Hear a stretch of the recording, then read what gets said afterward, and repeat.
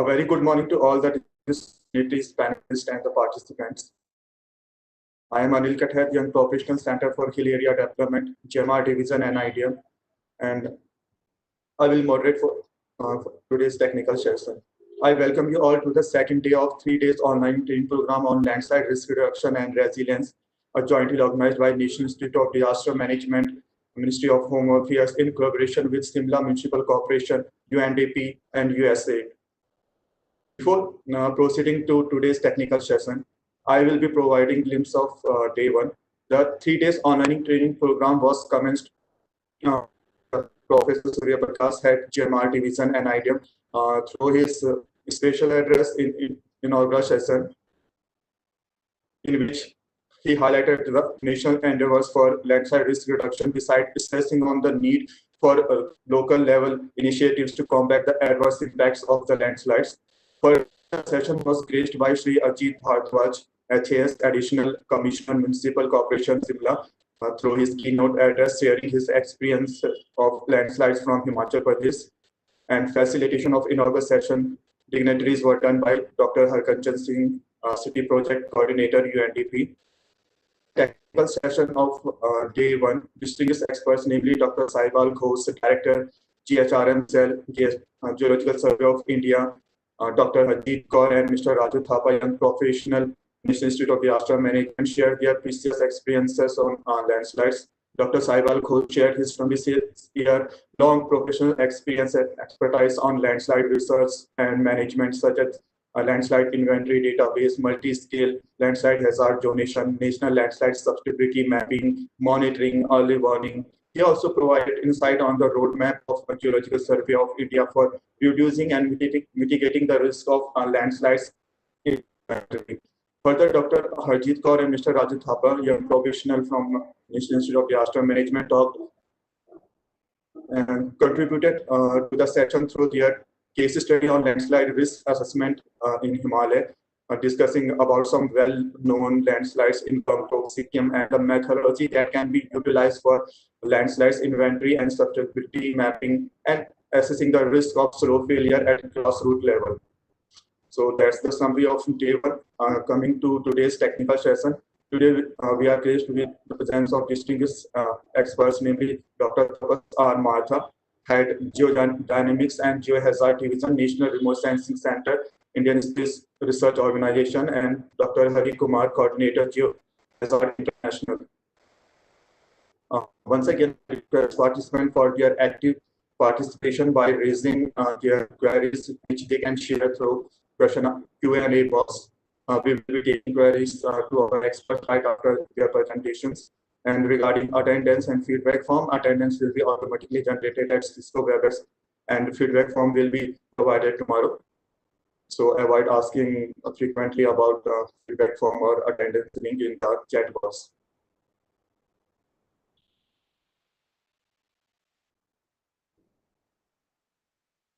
The first lecture was supposed to be taken by Dr. Tapas R. Martha, but due to some technical issue, he's able to join with us. So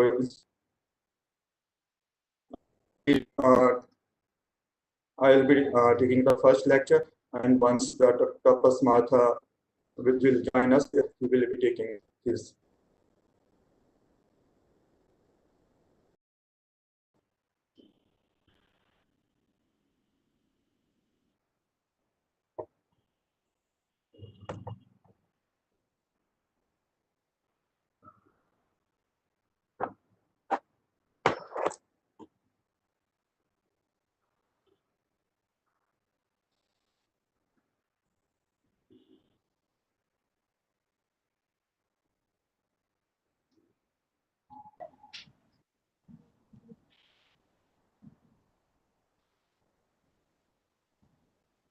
Host, can you confirm my PPT? Yes, sir. Yes, sir. It is visible, sir.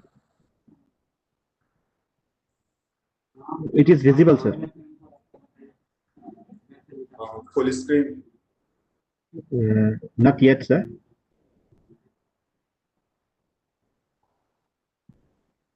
Yes, sir. Now it is okay. Okay, thank you. So I will be talking about what interventions that are taken at national level for landslide risk reduction and resilience in the country. Before proceeding to my talk, as per mandate of NIDM for COVID-19, it is my responsibility to remind you all that our battle against COVID-19 is not over.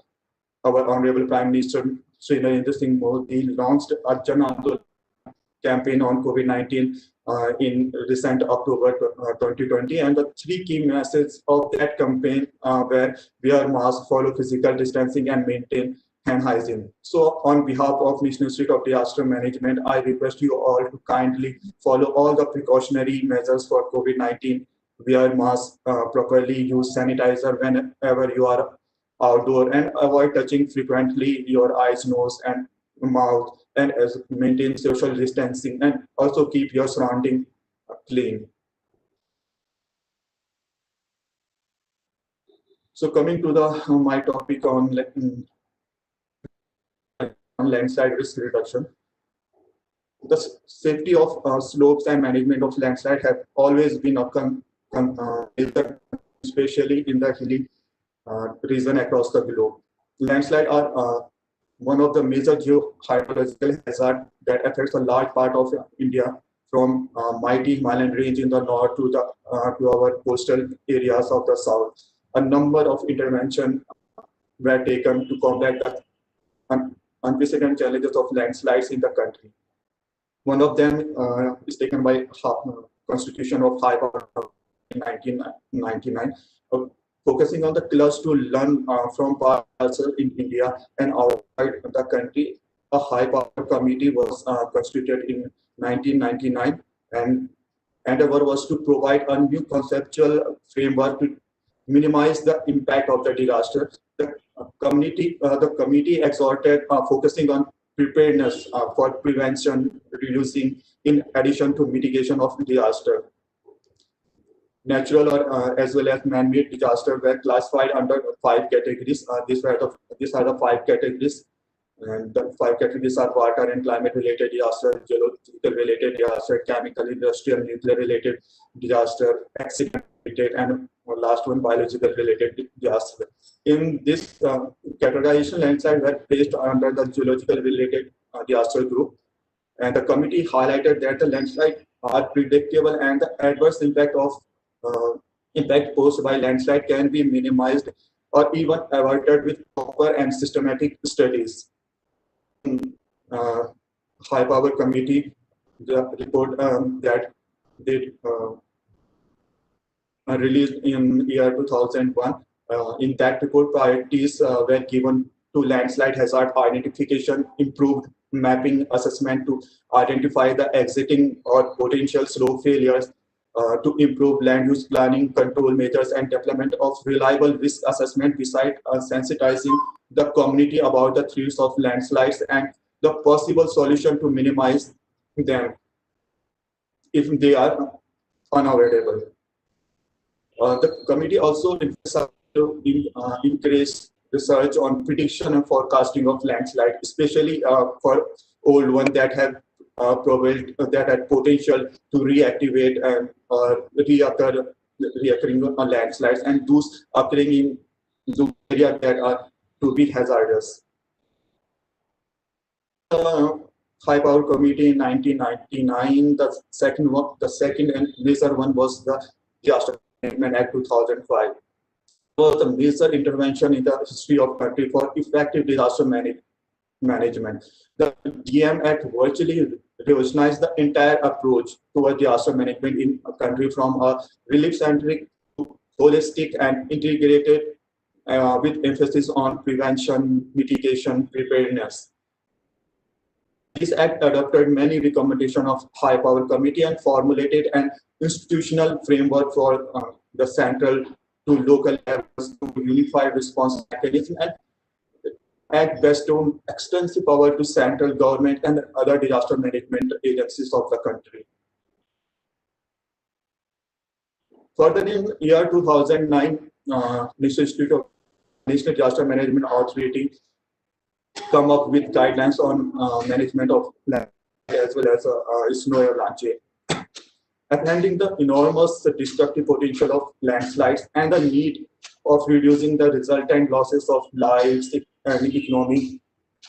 National Disaster Management Authority, working with the Ministry of Home Affairs in year 2009, materialized National Disaster Management Guidelines on landslide and snow avalanche.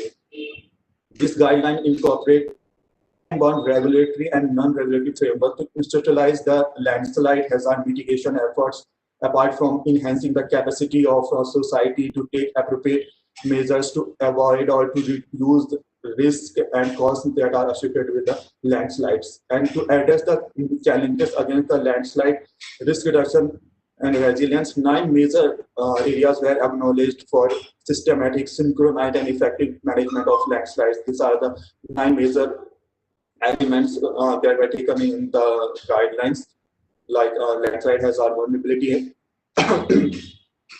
and risk assessment. Identifying vulnerability and risk assessment is the very first and utmost step towards mitigating the adverse impact of any hazard.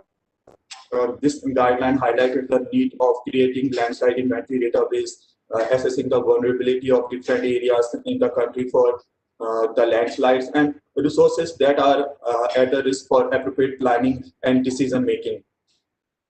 The next element is about multi-hazard conceptualization. Landslide, as I yesterday also said, that landslide can occur as a secondary product of other hazards such as earthquake, flood, flash flood, or cloudburst, or even outburst flood, like in the case of Kedarnath tragedy, and landslide, lake outburst flood.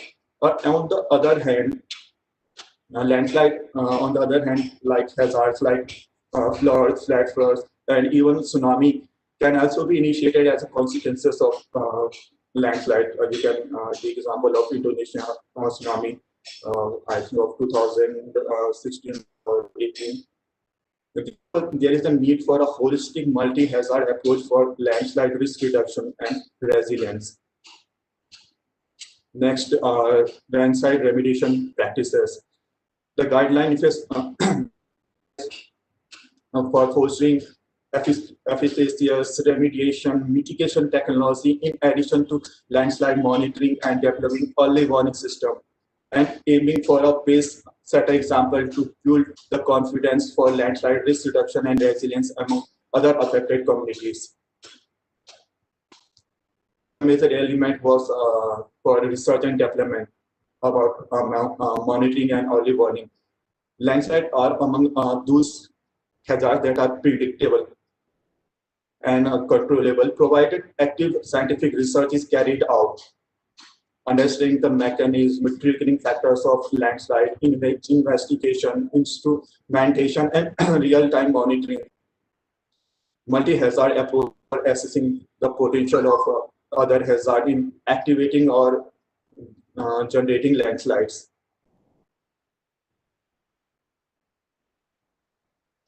Knowledge, network, and management. The guidelines quoted digital and updated information database on hazard associated loss assessment, dissemination of technical information and maps as an essential component for managing the disaster. Next element was about capacity building, enhancing the capacity of stakeholders that are dealing with landslide. It is for reducing the risk of landslide and developing resilience against the hazard. Further, the methodology of site-specific and landslide risk assessment and so on have to be standardized, and as well as existing code of practice related to landslide should be suitably modified as per the current scenario. Next one was public awareness and education. The guidelines also emphasize that the local communities of landslide-prone area are worst affected in case of any disastrous landslide. So there is utmost importance to create awareness among them about all the facets of landslide and the measures to avoid or minimize the ill impacts of landslide. The This awareness can be created through education or through various face-to-face training programs or through poster highlighting various do's and don'ts related to landslides or through audio-visual as well as through media campaigns. So we need to enhance the capacity of local communities to deal with the landslide risk. Next was emergency preparedness and response.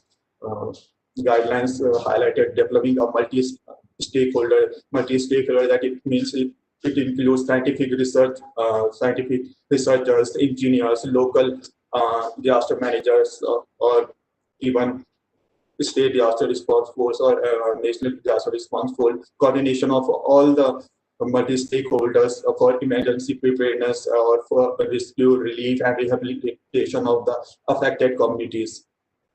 And now, last element of the guideline was regulation and enforcement. The guidelines exhorted on to setting up a techno-legal mechanism for assessing landslide hazard and reducing its impact on the areas and the communities with provision for enforcing that are needed to be implemented.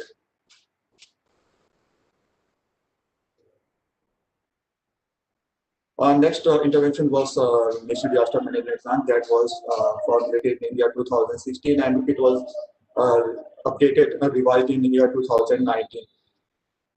Actually, to carry forward the inheritance of Disaster Management Act that was enacted in 2005 or to shoulder whatever the current global best practices are available in all the horizons of disaster management. National Disaster Management Plan was formulated in year 2016 with a vision to make India disaster resilient across all sectors, achieve sustainable and inclusive disaster risk reduction by building local capacities, starting with poor and decreasing significantly the loss of lives, livelihoods, and assets in different forms, including economic, physical, social, cultural, and environmental, while enhancing the ability to cope with the disaster at all levels.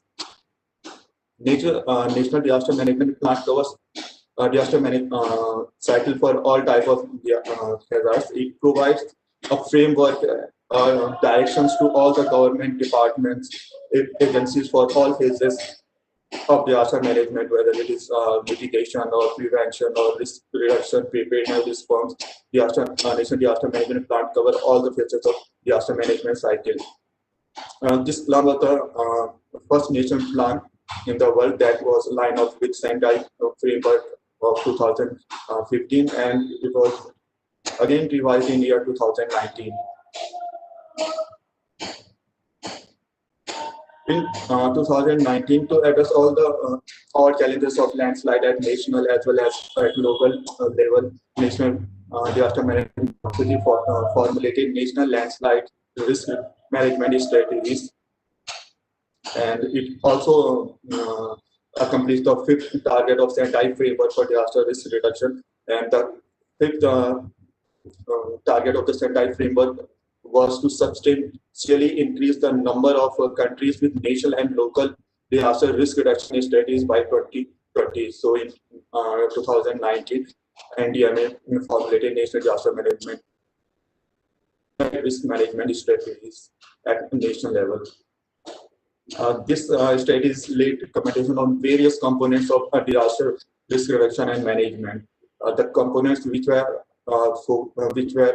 focused are landslide hazard mapping, monitoring, early warning system, awareness generation program, capacity building, training, as well as mountain zone regulations and policies, and mitigation of landslides, and creation of special purpose vehicle for landslide management.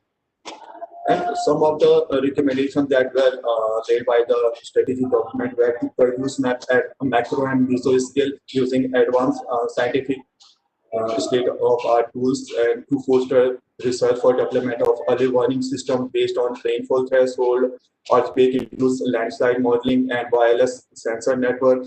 It also to promote the culture of awareness generation and preparedness by involving and educating local communities, especially the youth about the landslide management as well as other hazards of their respective areas, to identify target groups from national level to grassroots level, and enhancing their capacity for landslide risk reduction through training program, having upgraded and simplified content with new technological inputs.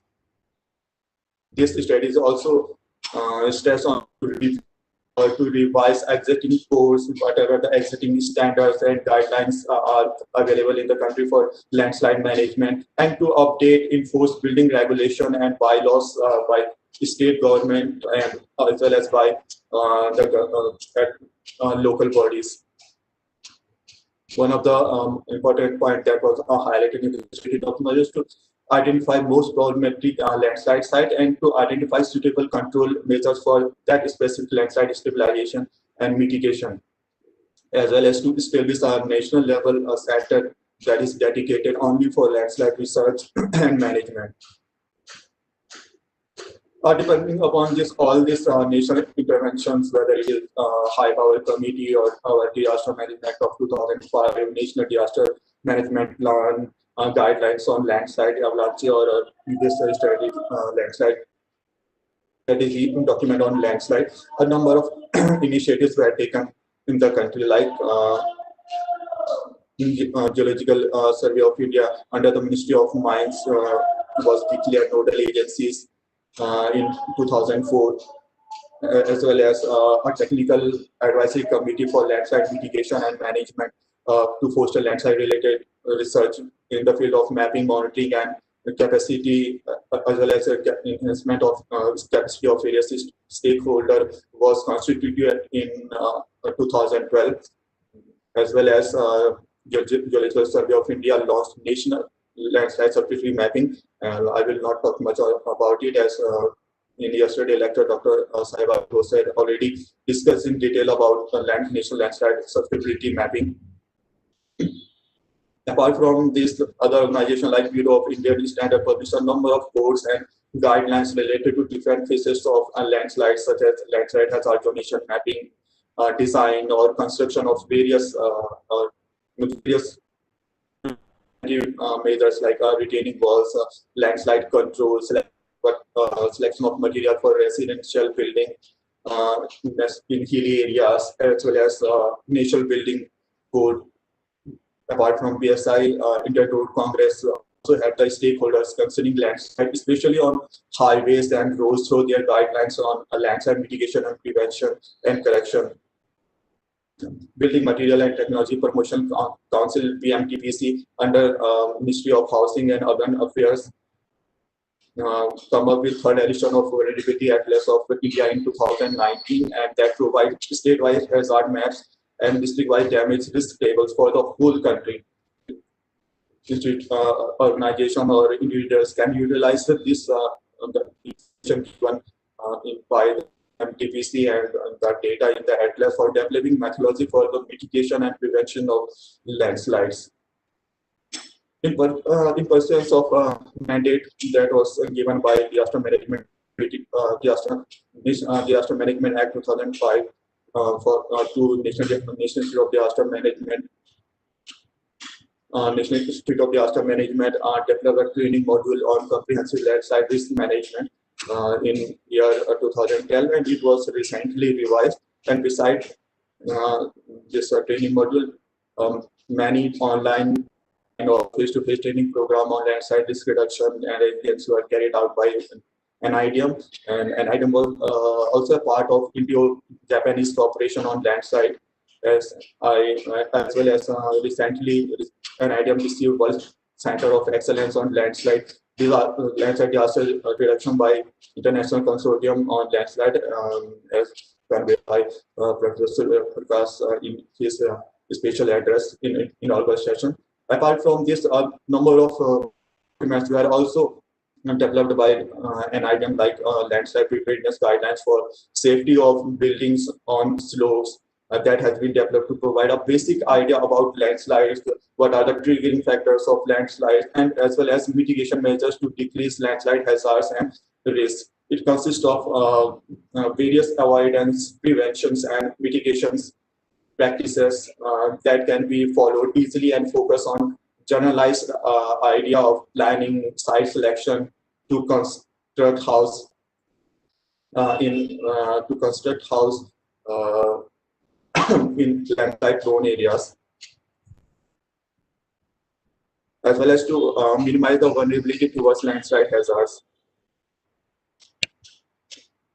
NIDM also developed a directory of institution and resource person for landslide management in country, and as well as a selected annotated bibliography on landslide in India, which will aim the aim of the documentation of this bibliography to systematically organize a source of previous literature and research work on landslides for interested researcher for their future research.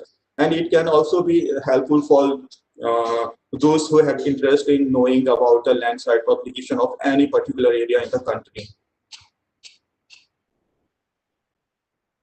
So these were all the national interventions that were taken by the country for reducing the adverse impact of the landslide. And I request all of you who are interested in enhancing their awareness about landslide and the way they can help in combating the adverse impact of landslide to kindly visit the websites of NIDM or NDMA or BMTPC, and they can all the documents are available there. They can access them, they can go through them and enhance their knowledge about landslides, about the preparedness and the mitigation measures that are required for uh, managing the disaster.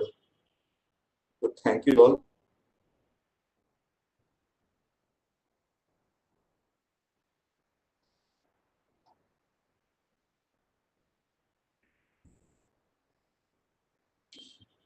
So that's all from my side. As I can see, Dr. Tapas Ranjan Mata has joined us.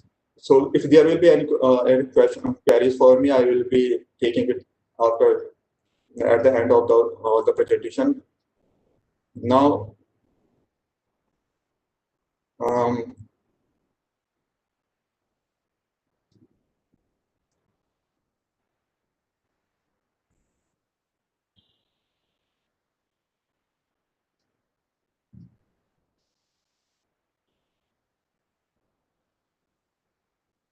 I request Dr. Tapas R. Martha. He is head Geodynamics and Geohazard Division, National Remote Sensing Center, ISRO. Sir has expertise in geohazard assessment such as mapping, monitoring, zonation, and early warning, spatial models, and mesoscale geomorphological mapping. And he will be enlightening us on the role of remote sensing in landslide monitoring and mapping.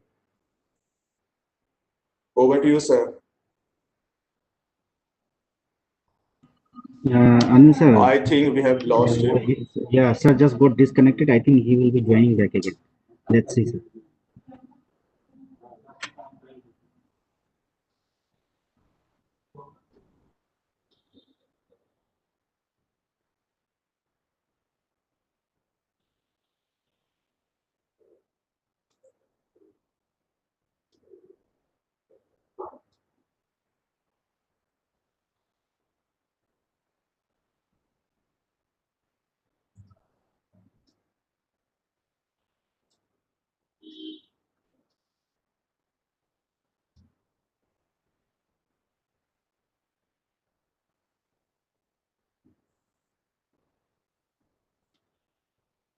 Hello, Anil sir.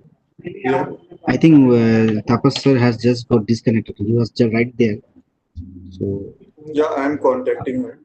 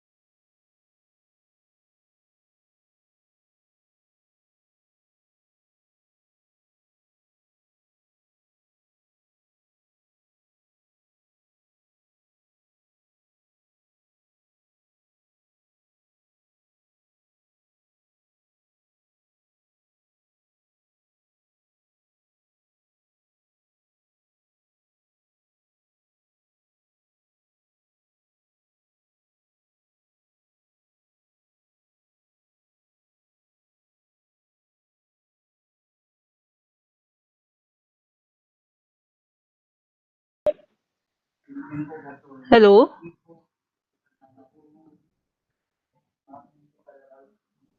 Good morning, all the participants.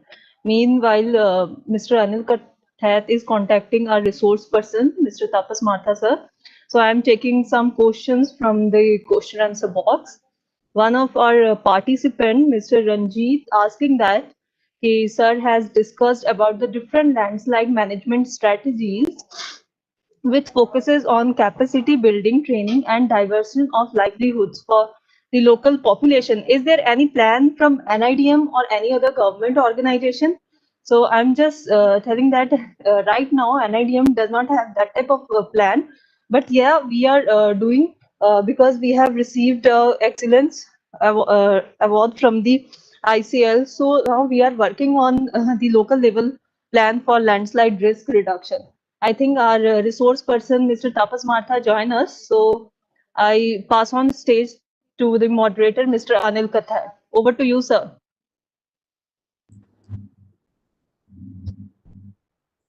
Thank you, Dr. Kaur.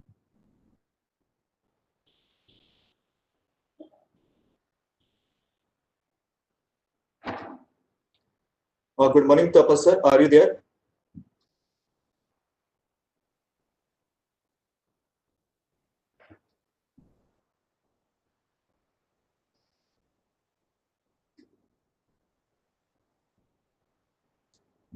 Tapas sir, are you there?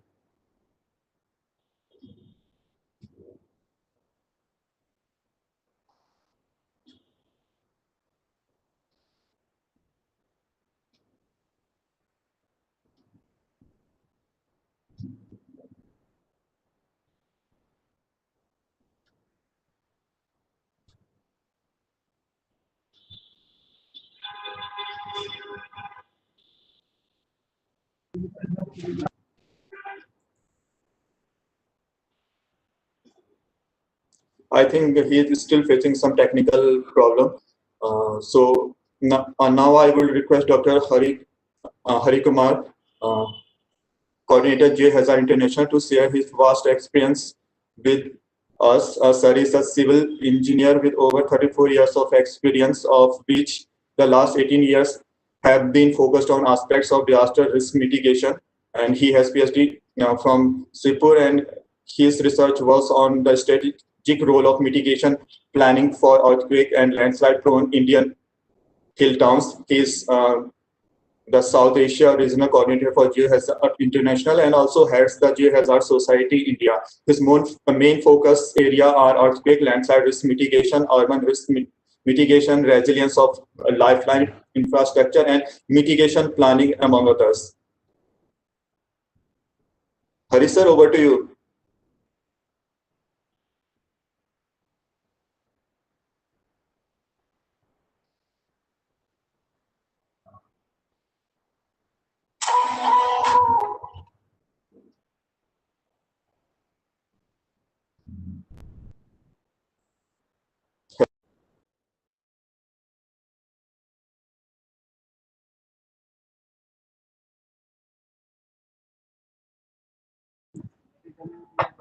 Hari sir, you are not audible, sir.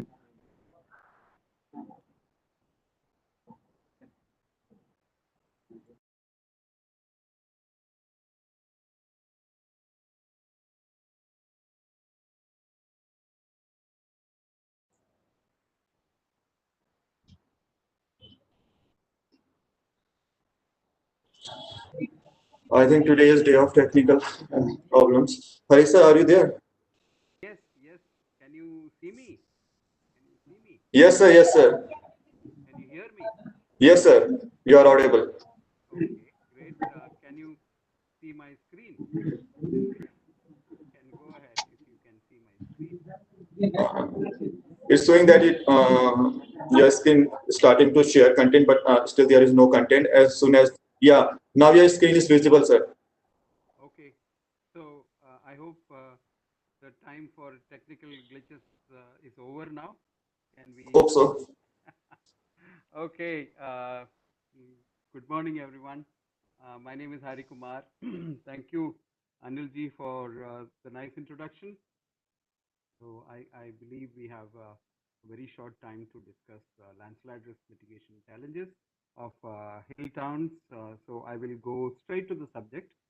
And see, I mean, our hill towns are mostly along the Himalayas, and most of these places are also in earthquake prone areas. The hill towns are prone to earthquakes, landslides, rockfalls, floods. Then we have the Govt problem, the glacial outburst floods, and of course the effects of climate change. But I would club the earthquake, landslides, and rockfalls together, because one thing we don't often consider during discussions on landslide is the aspect of earthquake-induced landslides.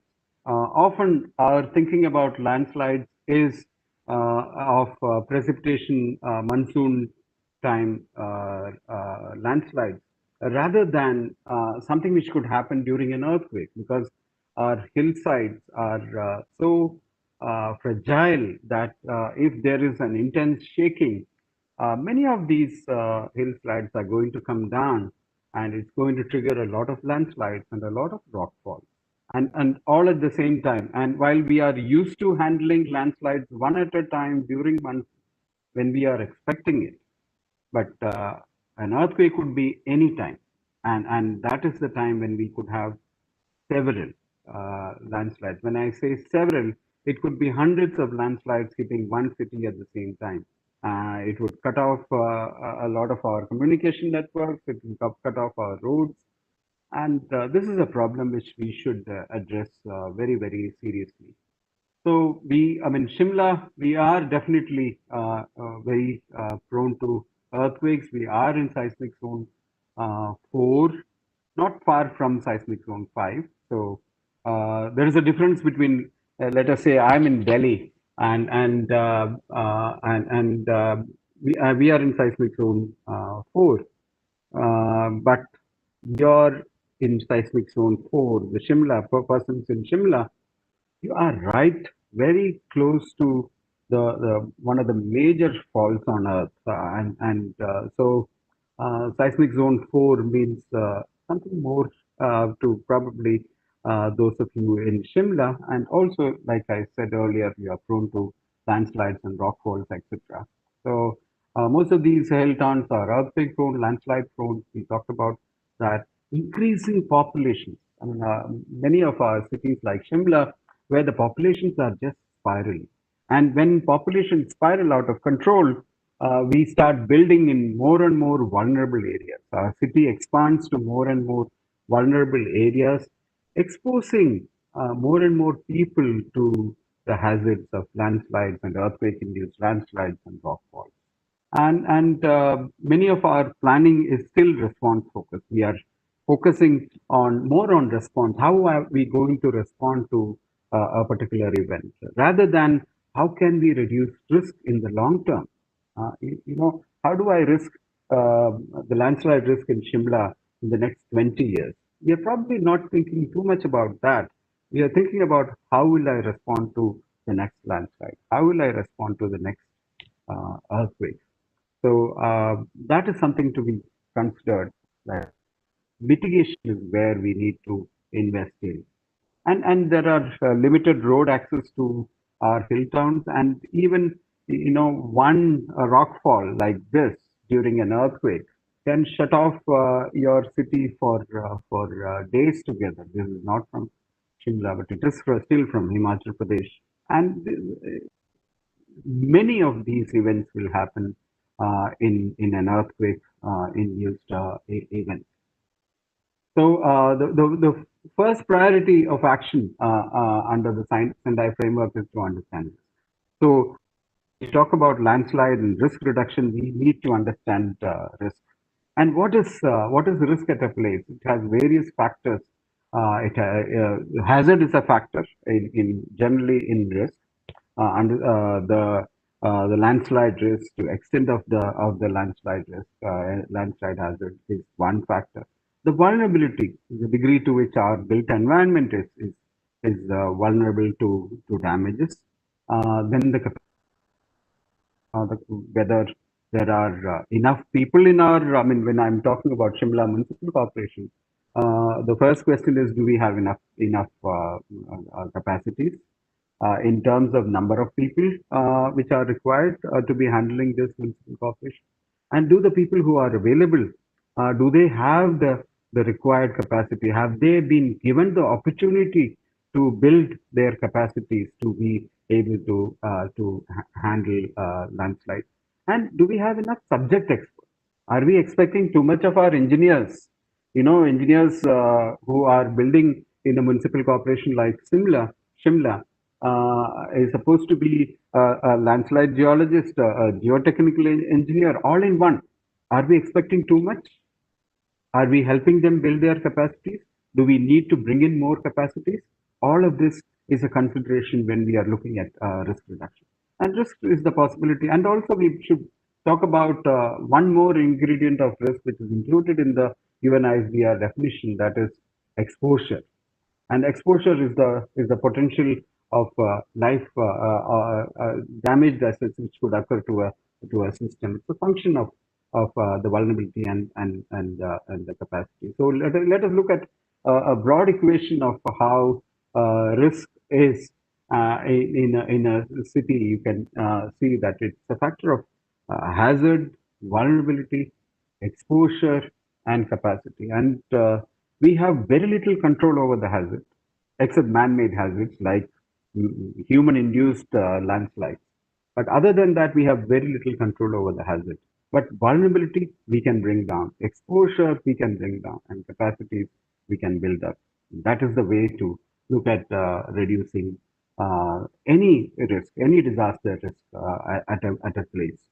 The landslide hazard, we have landslide hazard maps, but up to what scale do we have? I mean, are these really useful, the maps which we have?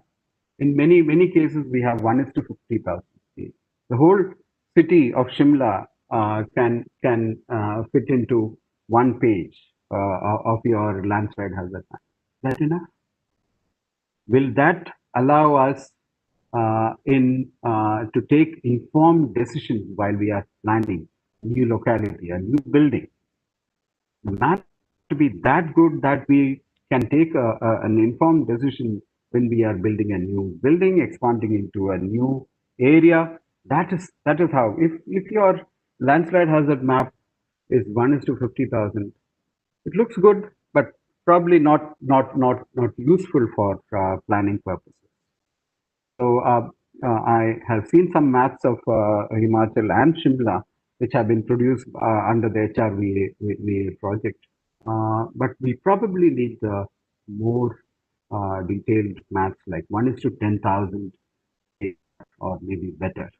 And I'm looking at Municipal Corporation, Aizawl in Mizoram, the capital of Mizoram, and they have a landslide hazard map, which is in the entire city's map is in 121 slides or pages, 121. So a whole city is divided into 121 parts, which is 1:5,000 scale. And that is the kind of scales that we need when we are looking at using for planning and understanding. So this is sheet 2069 of 121 sheets. This shows one very famous landslide in Aizawl called the Huntarweng landslide. I will just show you a few pictures of that. And the Huntarweng slide is this. This is a slide. And this is a slide which has been progressing upwards, up the hill. Every year, when I go to Aizawl, I find that one more house has come down from the slide is just slightly progressing up. This is the view from the main road connecting Aizawl to the airport. Airport is 34 kilometers away from Aizawl, and that is probably one of the lifeline roads of Aizawl. And this is the slope looking up. And you look at the Huntarweng landslide, and this is one reason I'm saying that we need the expertise, is that when you look at this, I'm going back the slide, when you look at this, we expect that, oh, this is a slide. Maybe we can plant some trees which will hold the soil together and we can prevent this landslide. But experts need to come and have a look at the slides anywhere. We need the expertise. As a civil engineer, I will not be able to see this landslide and say how deep the slide is. What kind of slide was it? Was it a historic landslide or not? All of these will need expert eyes. And that is what we had looking at it in ISOL. And that person, this is the bottom road, the airport road. And in that photograph, we were looking up this landslide to the top road. And what the expert found, this little portion of the slide is part of a larger historic landslide. You can see the larger oval. And his understanding, that group of experts, their understanding is that this landslide is not going to stop unless some serious risk mitigation efforts are done. And this is the slide. This photograph is from 2016. You can see one by one. I mean, I'm putting the green dot on top of one building so that you can see with reference to that what has happened. 2017, the buildings on one side have disappeared, and as we go further, losing it, you can see the landslide taking away one of the buildings. Very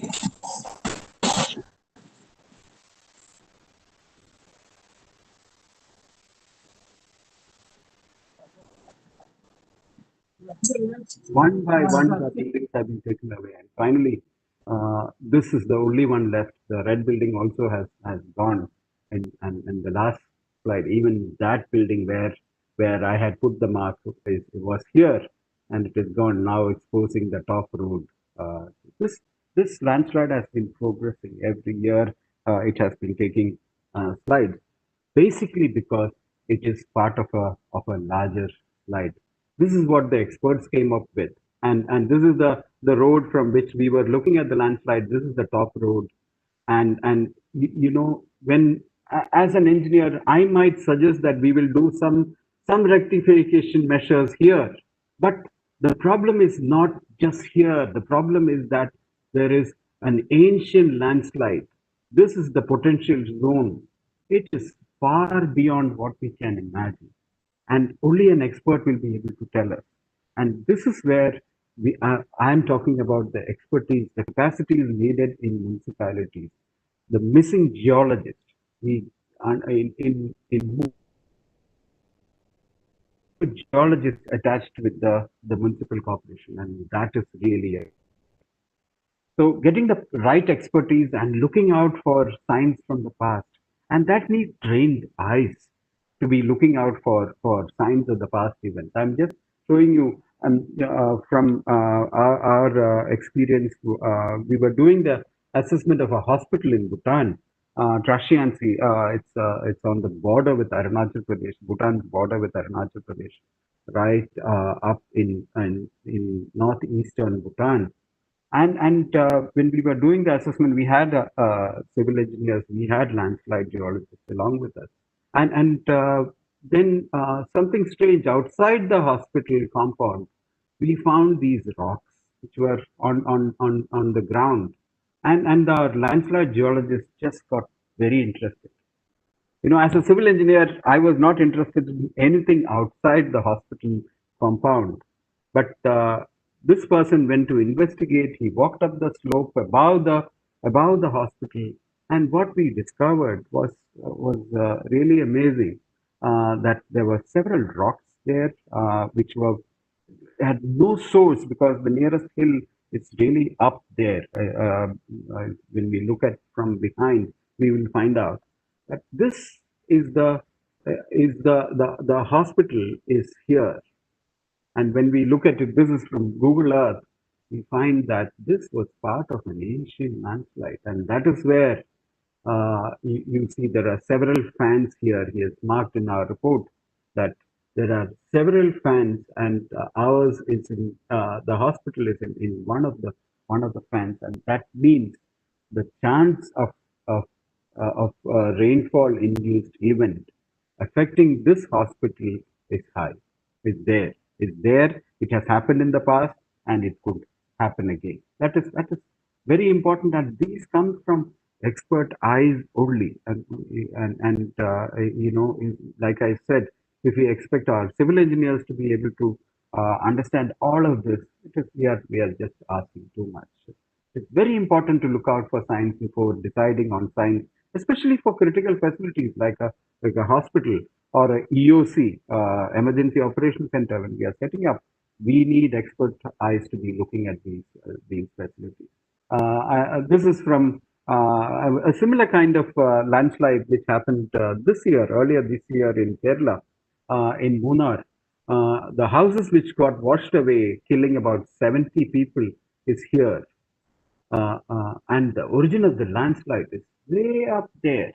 If you see it in this photograph, the landslide started here, and it was at night. Probably the people who were sleeping in this row of houses here had no warning, and just came down the hill and pushed them all into the river below. This is the slide spot. The landslide came from here, and the houses were here. They were completely taken off and pushed into the river. Some of the people who survived were found very close to the river. The bodies also were found very close to the river. We don't know whether there could have been any warning, or if detailed hazard maps would have shown that these set of buildings are in completely wrong place. We don't have that kind of math, so we don't know. The search is going on in the background, and our dear friend here is waiting for his master, who probably will never come back. Looking at past events is very, very important. And I'm giving another example of a rock fall. This is a farm in Italy which was affected, which was actually a huge rock came down the hill and rolled across the barn, part of the building. Luckily, the living quarters was on the other side, so no human damage happened. And we are looking at more photographs of how this rock has rolled over the building, huge rock, and come to rest here. And you can see the size of the boulder, the man standing next to the rock. And could they have understood this problem? Were there any signs that this could be a problem? This is where that man was standing. Were there any signs? And you look at this photograph, you will see there was a rock here already. There was a rock here already. They were cropping around it. You see, they were putting their crops around it. And this was somebody should have asked, where did this come from? Are there other rocks waiting to come down in the next monsoon or the next earthquake? That is the question. And we need to be looking out for such signs when we are citing important facilities. Look out for signs which are available. And look at this PHC in the primary health center in Sikkim, which was damaged by a rockfall during the 2011 Sikkim earthquake. And you see this is the rock which caused the damage. But for me, the most interesting rock is this, which has been there for probably decades. And we didn't see this when we were building the primary health center right there. We should have understood this is rockfall area. And the sad part will be that we would have built this PHC back in the same place where many of the brothers and sisters of this rock is waiting there up for the next shaking to come down and smash this building again. We have to learn from our past experiences, and we have to look out for signs of what has happened before. This is very, very important.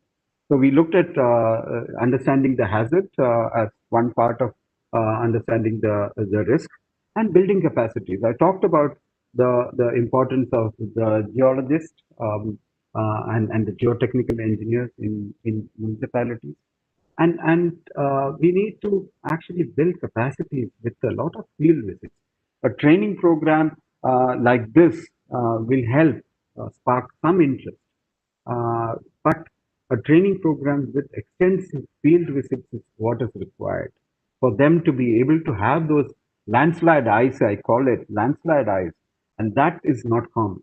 I mean, many a time I have driven across hilly terrains with landslide geologists, and they stop the vehicle and say, "Hari, do you see the landslide here?" And I look at a hillside and I don't see a landslide because my eyes are not tuned to that. Only the geologist scarp there. Look at the scarp here. This is a sign of an ancient landslide, and we shouldn't be building anywhere here. And that comes from expertise, which is required for uh, hill areas which are actually uh, building important like citing a hospital. I mean, you can cite a hospital in a landslide prone area and you can make it earthquake resistant. You can base isolate it, give it all earthquake resistant features. But if it goes in the next landslide, you're wasting your money. So we need to have capacities locally to be able to take these decisions and enable decision makers with maps of appropriate scale. And this is something which has to be developed. I mean, if we don't have the capacities to make these maps, let us develop these capacities and do it in-house. We cannot wait for these maps to be made from outside. We have geology departments, we have our universities, and we have our PWD, people who can actually understand and make these maps happen. Very, very important in a place like Shimla, which is growing very rapidly. And whatever capacities we have within Shimla also need to be pooled. Now, we have a system of working in silos. The PWD works on their silo.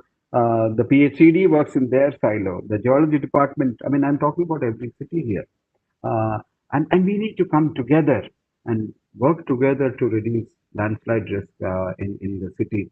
And I would like the municipal corporation to take the initiative to constitute a landslide risk reduction committee, which includes all the departments. And you could take help from GSI. GSI will be there locally, and any experts who would be able to help you reduce the risk and make a plan for reducing the risk. So building capacities is one, reducing vulnerabilities and addressing the causes of landslide. It could be natural causes like precipitation induced or earthquake induced or human induced. And we talk about earthquake induced landsliding. There are several examples. These first two are from the Wenchuan earthquake in 2008, Sichuan earthquake as we call it. And there are several examples of entire villages being lost by earthquake-induced landslides. And rock falls, you can see this is Sindhupal Chowk in Nepal. Sindhupal Chowk, where the entire town was hit by rock. So many people died in these buildings because of the entire hillside coming down during the earthquake shaking. And people, many of them were running out of the buildings when they were hit by the landslide. And principal cause of landslides in the hilly areas, we have to understand how the bedrock is also. Many of these mountains are built over years, sedimental rocks. So there are several layers to it, and by tectonic processes, there is a bedding plane which is sloping, and if the slope is similar to like this, you see there are several layers which are ready to slide completely down. There is hardly anything holding these layers together. So on this side of the hill, where the slopes are bedding planes are parallel to the slope, you are likely to have high landslide. Whereas on the other side, even if the landslide, it will take maybe one house or two, not the entire slope, not the entire hillside. So bedding structure is to be studied, and that is where again the expertise has to come in. The slope angle is important, and existing previous landslide deposits have to be studied to understand what can happen. And they earlier, when we were children, we were taught that lightning never strikes twice.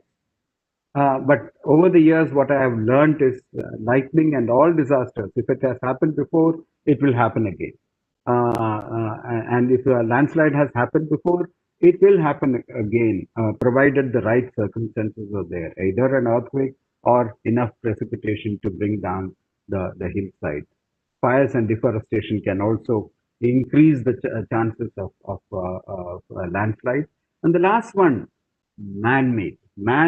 Most of the landslides, you study landslides which have happened in your area before, and you will find that most of these have human and anthropogenic origins, and most of these are human induced. And we need to control this. We need to control the ability of the human being to cause landslides. And when you are building, I mean, there should be control over how much cutting one does, and what kind of geologic investigation happens before the cutting. Otherwise, you will end up like some hillsides where there is no plant growth, and people build wherever they want to, the way they want to. They cut before they even apply for permits, and there is no geologic investigation. There is no scientific construction happening. So reducing exposure, the city has to grow in a planned manner. There must be, I mean, every city will have a master plan, and the master plan may have considered landslide hazard. But remember, you did not have the luxury of 1:10,000 landslide hazard map when you were making that plan, and you need that. So you may have probably, without understanding, you may have planned to develop into areas where you should not, because only when you understand the landslide hazard, your plan will be much better. So we have to reduce the chance of human-induced landslides. Building regulations also have to consider landslide hazard.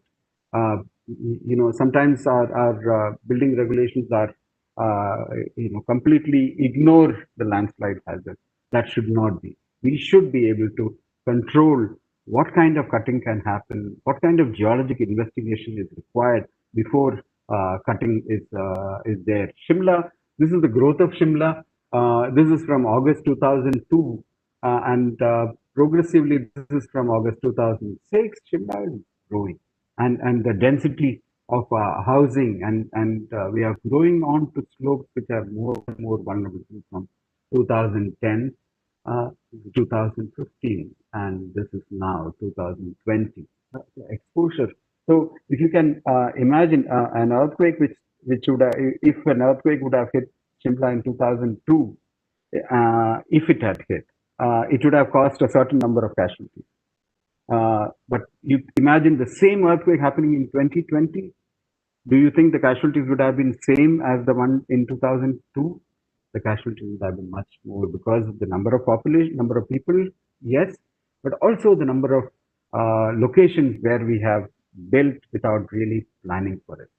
And we, potential problems of unregulated excavations is we can have loss of life, injuries, damage to infrastructure. You cannot cite you have a hospital, and right below the hospital, a private person excavates, putting the hospital building, your most critical building, in danger because of unscientific excavation. Damage can be to other private buildings also. Disruption of drainage. We cut and put it onto the path of the drain path, and then what happens is water is going to seep into the hillside and increase your chances of increased landslide hazard, increased erosion, damage to streams and natural sources. So we need to control this. Otherwise, I mean, this is the kind of city which Shimla can, I mean, it's not this bad yet. This is from Aizawl in Mizoram. It's really, it's not even a place to put a pin there.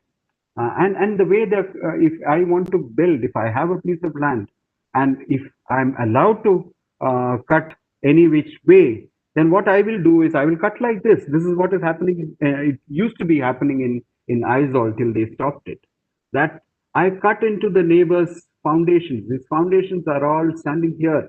one piece of the foundation is lying on the ground. You see, this is unregulated cutting. And ISOL, because, and the building bylaws actually mention that when you apply, you have to bring a geologist from the geology department to inspect before you start the excavation.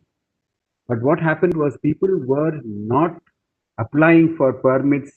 They would just excavate first because they didn't want to say you have to make remedial measures and all that. So people didn't want to do that. They would just cut without applying. And after cutting and these problems, they will then apply to the municipal corporation. By the time the damage is done not only to his building, his plot, the damage is done to the buildings above as well. So which is why ISOL brought in a new regulation preventing anyone from cutting without taking permit. We cannot cut over 2 m³ of soil without taking permit. And that is a wonderful new regulation. And I think only city in the country which has these is ISOL. And I think we should learn, Shimla and other cities should learn from whatever other, good examples are there in many parts of our own country or from outside to landslide risk.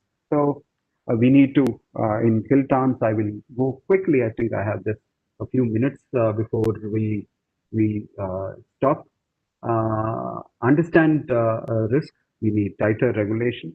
See, I'm only covering the broad aspects of landslide risk reduction because I'm a civil engineer. You will be listening to landslide geologists more and details on how to address individual landslides. But for the bigger picture is how a city should address. We should better understand the risk. We should have tighter regulations. We should develop scenarios of what can happen. What can happen if a magnitude 7 occurs near Shimla? What will happen? What will happen in terms of landslides? The number of landslides, where all landslides happen, which all roads will be blocked. These are very, very important in planning your response. Response planning, sectoral mitigation strategies.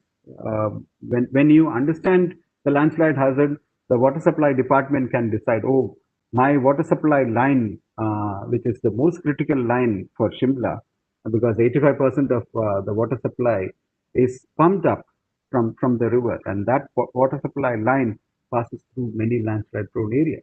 They can at least mitigate the areas where that water supply line is passing through landslide prone areas. So sectoral mitigation strategies are important.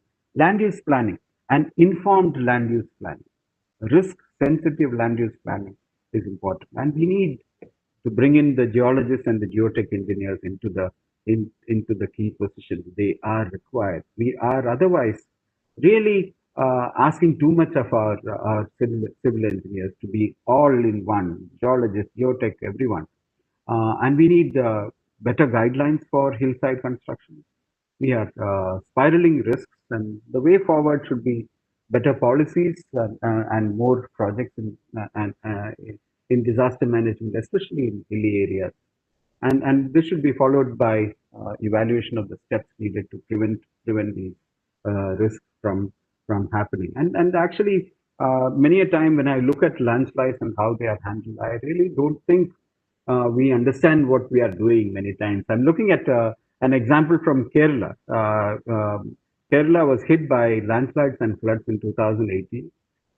2019 also there was devastating landslides, and 2020 also devastating landslides. The floods were mostly in 2020, and I was part of the UN PDNA team when we went there 2 months after the landslides. This is what I saw in one place.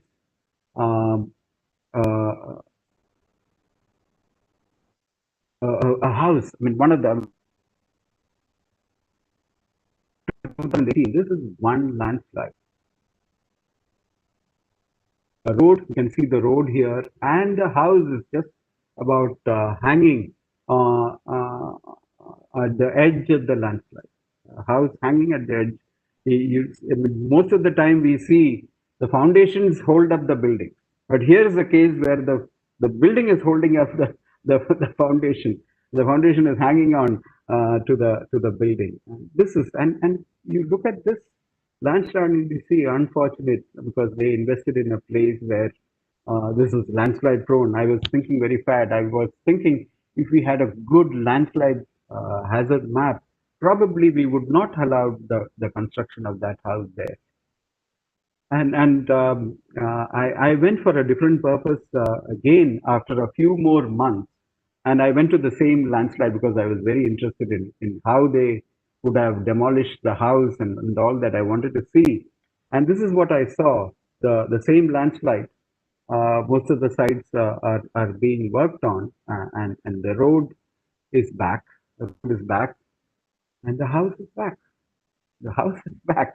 This is an extreme landslide prone area, and people continue to live there, and possibly below where the landslide is still visible, people will start building. And that is what we are. Yeah, we understand the hazard, but we don't take enough precautions to build outside. And our hill towns are spiraling, and we really need to focus a lot on the landslide risk, especially the earthquake-induced landslide risk.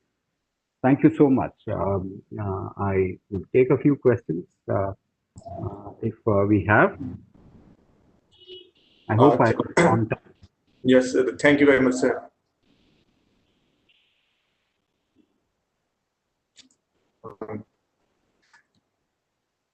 Thank you very much for your wonderful presentation. And indeed, we need a ad hoc approach, multi-hazard management, and managing landslides can't be seen in silos. And for that, we also need a collaborative effort from all the line departments, and as well as we need to consider all the building bylaws or regulation before during we take any construction activities in our hilly areas. Sir, there are few questions for you, and this one is raised by Sukhman Kaur, and his question is, sir, as a civil engineer, what would be the contribution in reducing risk in case of landslides?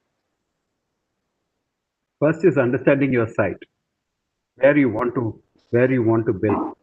I would think as a civil engineer, understanding the site, and there are limitations for a civil engineer in being able to understand the site. But before placing a building anywhere, especially critical buildings, please understand the site. What are the hazards it is prone to? If it is an earthquake prone area, if it is a landslide prone area, is there a landslide prone area above the landslide prone area below? And what remedial measures can be taken? And sometimes there are limits to how much remedial measures can be taken. Like you saw some of the cases which I have shown. There are some places where you should not be citing critical facilities and understanding, and you need to be able to take advice from landslide geologists, because I mean, as a civil engineer, we have our limitations. Give us a building to design structurally, make it earthquake resistant, we will be able to do it. But when it concentrations of landslides, we need to take assistance from our landslide geologist friends. And so next question is from Sasimo, and his question is, hill towns shall move large in size, but what prevention should we take to mitigate it? Maybe to mitigate landslides. Hill towns shall move large in size, but what prevention should we take to mitigate landslides? Hill towns should move. Yeah, shall move large in size. I'm not certain I understood. I think it means that there will be a lot of construction of infrastructure and structure in hilly areas. In this sense, the size of the town will increase. So, what should be the prevention measures to combat the landslides? Right. First of all, again, I will go back to the maps here. We need better maps before we, consider construction in hillside. And again, if it is a house, you are building a house, understand the landslide hazard there. And again, as I said before, I keep repeating this. There are limitations to what a civil engineer can do. Like I said, I'm sorry, I'm hearing a lot of noise. As a civil engineer, we can build, disaster-resistant buildings. But we are not building impact-resistant buildings. I mean, if a landslide impacts our building cannot withstand it. We cannot design for that.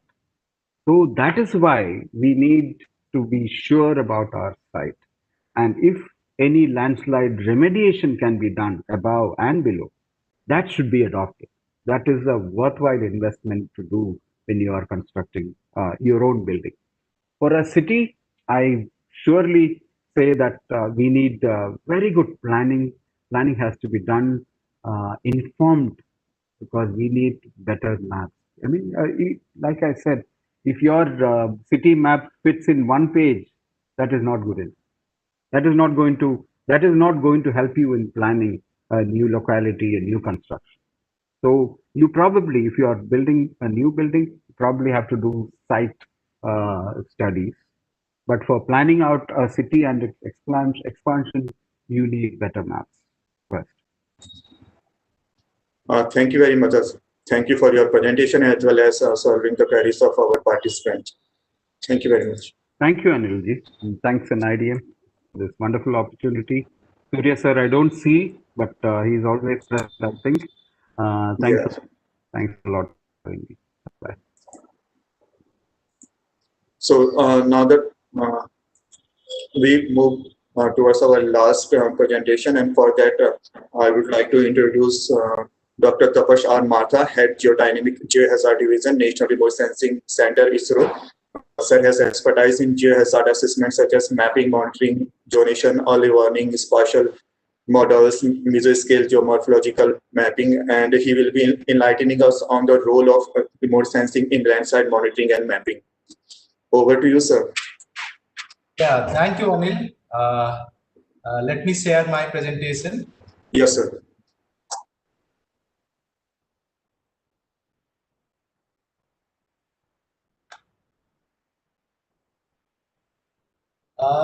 I hope it's on screen now, the Yes, presentation. sir. Yes, sir. Yes, sir. It's visible. Okay. So, very good afternoon to all participants and the panelists. And I'd like to thank NIDM for giving this opportunity to showcase the work done at NRSC, which is the center of ISRO in Hyderabad, in the field of landslide disaster, mainly using the remote sensing technology and the GIS methods. So I'll start with a brief overview of the landslides in India. By now, I hope the participants more or less they understood how prone India is towards landslide disaster. And we have roughly 12.6% of landmass prone to landslide. And we also rank first among all nations in the world in terms of fatal landslides.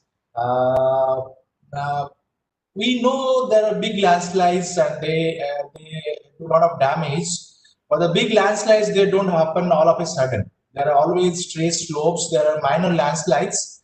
They can be precursors to the bigger landslides, some of which we know, particularly in Kotropi and in Montam in Sikkim and Himachal Pradesh, like that.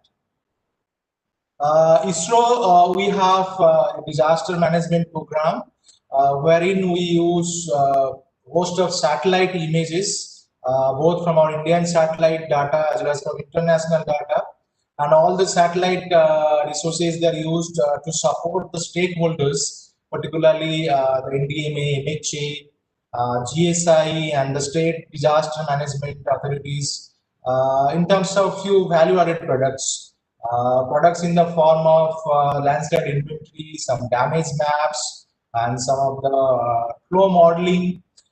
Some of those case studies I'm going to demonstrate today in terms of this presentation. And as far as trigger is concerned in landslides, trigger for landslides in India, rainfall is the main cause of landslides. These are the gamut of activities what NRSC does using remote sensing data. We have the susceptibility mapping, wherein we find the spatial probability of a particular area for future occurrence of landslide. That means the proneness of an area, how safe and how unsafe is an area in a particular state or districts.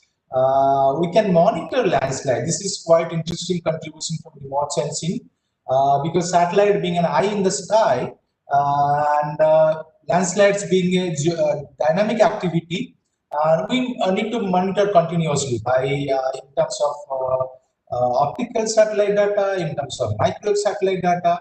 Okay, because many times landslides also do a lot of valley blockage, and temporary lakes were created. So we need to monitor it, and satellite data has been found to be very useful for that purpose.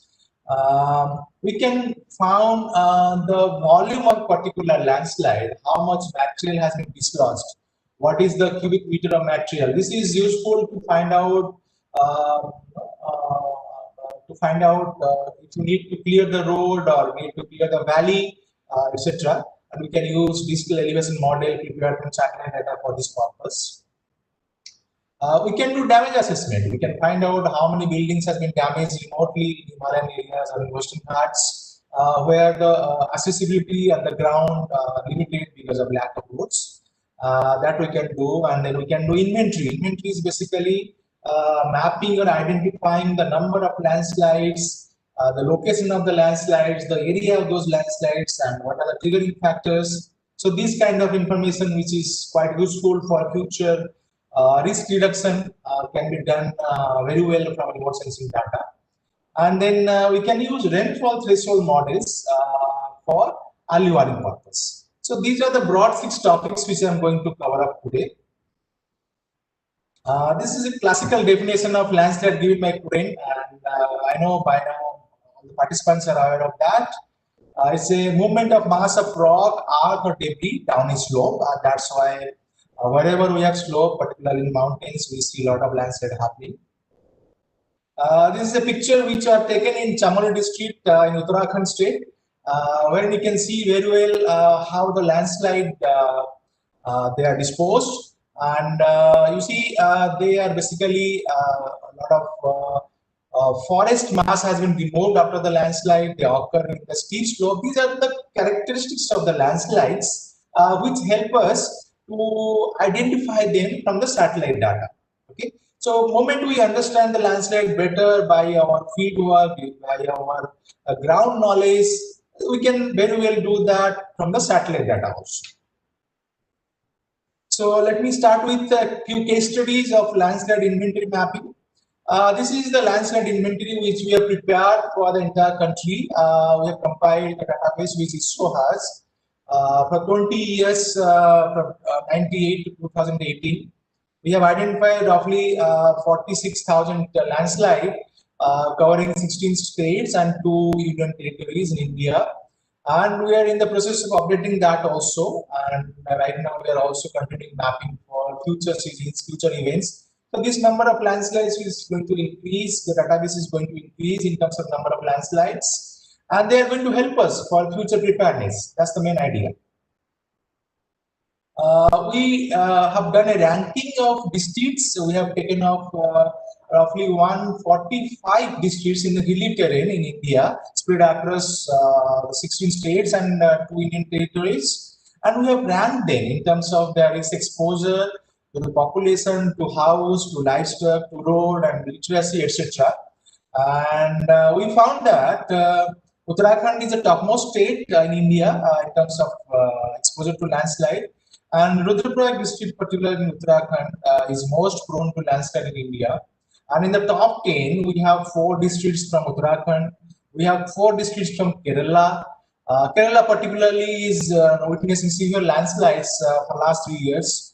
So the exposure index of Kerala has increased. So we have 4 districts from Kerala, which rank in the top 10. And we have 2 districts from Sikkim and a few districts from Jammu and Kashmir also.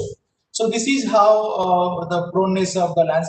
This is how we have to map using the database which we have prepared for last 20 years about the landslide, existing landslides.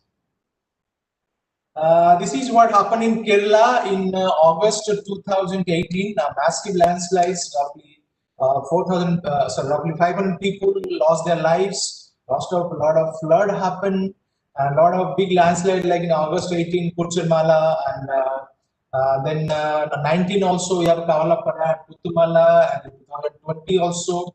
These are the landslides which happen in Kerala. What we do basically is the satellite is the main database for us, and this helps us to respond rapidly. And immediately after the disaster, we came to know about that. We take a lot of images, and you can see here this area in Kodagu district, in Karnataka, which was there's a rail line which is coming from Bangalore to Bangalore, and which was affected by the landslides which happened near the tunnel of that. And similarly, in Kodagu, we have a lot of multi-source channelized debris flows which have happened. You can see here my cursor, I'm moving my cursor in the right side, and you can see here a lot of landslide happened in Kodagu, particularly it's heavy rainfall. Initially, it happened in Kerala, and maybe 1 week after that, it happened in Karnataka during the 2018 disaster. This is what happened very recent in Rajamala Hills, particularly the place is called Pettimudi, and Idukki district of Kerala. This is a channelized debris flow. You can see over here, this is Cartosat 2E, our Indian satellite, which was used to map the source zone and the flow path and the areas affected. There were four tea estate, 4 lions where the tea estate workers were staying. And unfortunately, that those buildings were in the landslide flow path, and because of that, they were all damaged, and unfortunately, we lost so many lives. And here we try to do this is a post-mortem analysis, you can say, but what is that we have learned from this is that these kind of large debris flows they have certain similarity. When you consider the Idukki district, the Kozhikode district, Malappuram district, Wayanad district in Kerala, they have certain similarity in the control in terms of land use, in terms of rainfall trigger. We have done a back analysis whether we can predict those debris flows. If the landslide is initiated from the top part, and if we know the source zone, are we in a position to predict those flow paths? And then if we can do that, then we can give an alert to the people or to the buildings lying in the flow path. So that can be, they can move to several places, or they can be rehabilitated into another area which is safe compared to the previous area. So this is kind of understanding we try to develop at ISRO by mapping the existing landslide and developing a knowledge base which will put us strongly for future preparedness. And this is what we do with change detection. Particularly, we have remote sensing satellite data before the disaster, and we have remote sensing data after the disaster. And that's how, when we compare the image before and after, we are very accurately able to tell the landslides and their flow position. This is one event in 2012 in Uttarakhand, wherein we have mapped roughly 473 landslides. Similarly, in Uttarakhand also, in 2013, we have mapped roughly 6,500 landslides in the Mandakini and Bhagirathi Valley. These are the spatial distribution of the landslides. You can see the bright patches are the cloud patches, and the yellow patches are the landslides which we have mapped.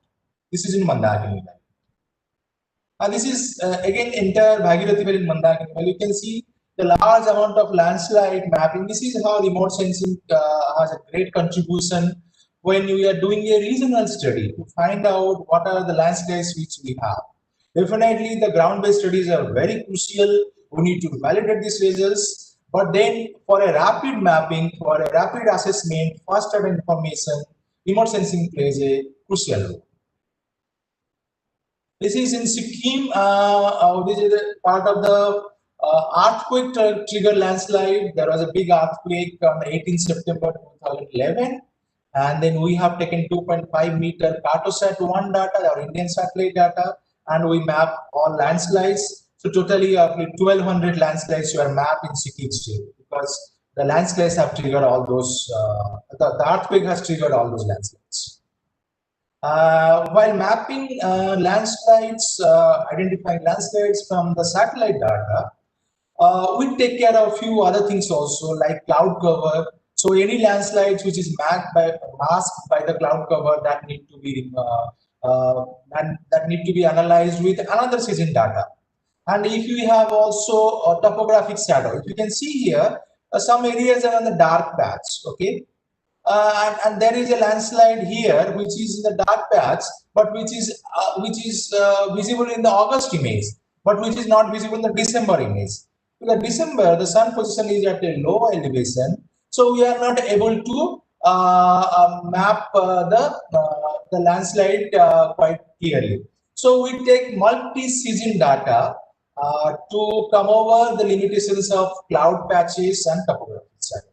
So in this process, we try to map all the landslides.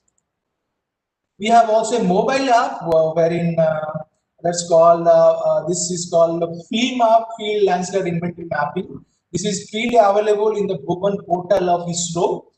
Anybody can download this app. It's an Android-based app. It will help you to collect ground data. For the last 2 to 3 years, this app has been developed, and I understand that particularly the northeastern states, they are using this app to collect the information, and we can collect a lot of additional information: the type of landslide, what is the material, what is the size, how it occurred, how many people are affected, what is the dimension of the landslide. All the information are available. We can upload also geotagged field photograph also here, and all the information available in the drop down menu. And it is a great help if you want to collect systematically the ground data. In terms of collecting with a pen and paper, you can use this app and collect all the information from the ground. Since I have displayed that in a given event we have hundreds, sometimes thousands of landslides, and NRSC and ISRO has a mandate how quickly we can map the information, because always disaster information is short-lived. We have to give the information to decision makers at a very short time. We cannot take months together. So to do that, to map thousands of landslides, we have developed an automated technique. That means an image processing technique in which we can identify landslide. This is called as a object-based technique, where we do a segmentation. This is satellite image, and then we do a segmentation. We found all the probable candidates which can be landslide and which can be non-landslide. Then we have a knowledge. We are geologists working for many years in this field. We know what are the parameters that control landslide, like flow direction, slope angle, and relative relief. Okay, so all these parameters are fed to this automated image processing algorithm. Okay, and in this process, we have also categorized the landslides into different types. Okay, we know landslides can be based on the type of material, based on the type of movement. It can be classified as debris slide, debris flow, rotational slide. Okay, so those kind of typology of landslides also has been attempted, and we have a success up to 70 to 75%. And sometimes, depending upon the terrain, like in the Western Ghats, we have a good success compared to the northeastern states and the Himalayan. There are different parameters why we have better success some place, why we have a limited success some other place. But there are techniques, there are still methods available. We can improve upon that. We are working on that to improve the automation in the landslide inventory mapping. This is the algorithm which we have developed. This is software, is recognition software.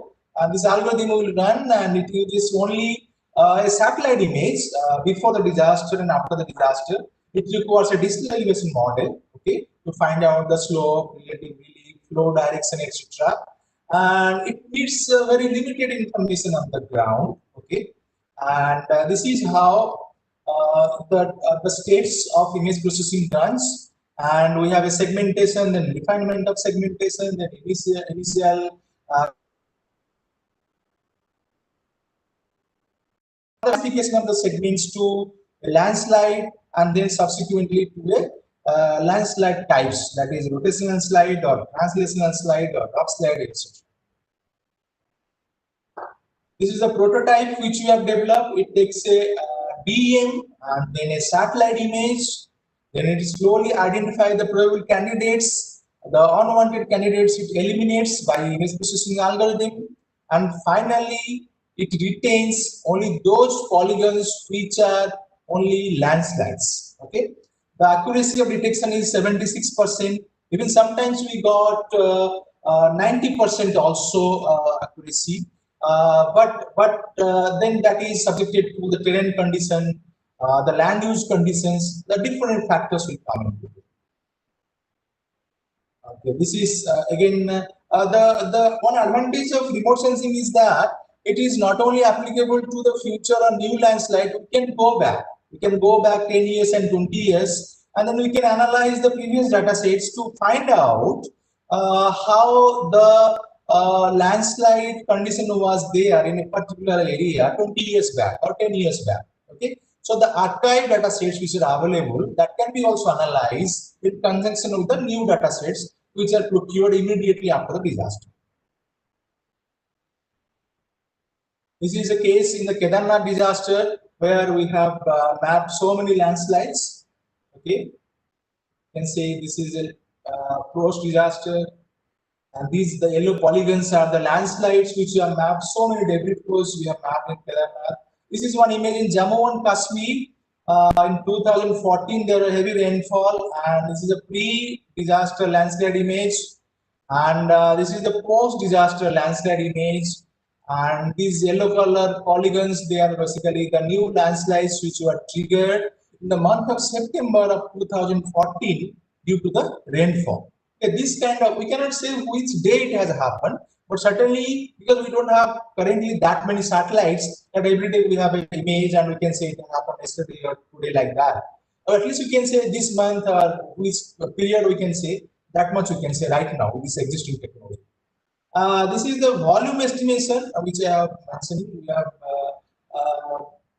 the digital elevation model, the satellite data can give you the elevation of an area, the height elevation of an area in the form of digital elevation model. So DEM, we have a pre-DEM and we have a post-DEM. Similar to, we have a pre-image and post-image which was used for inventory mapping.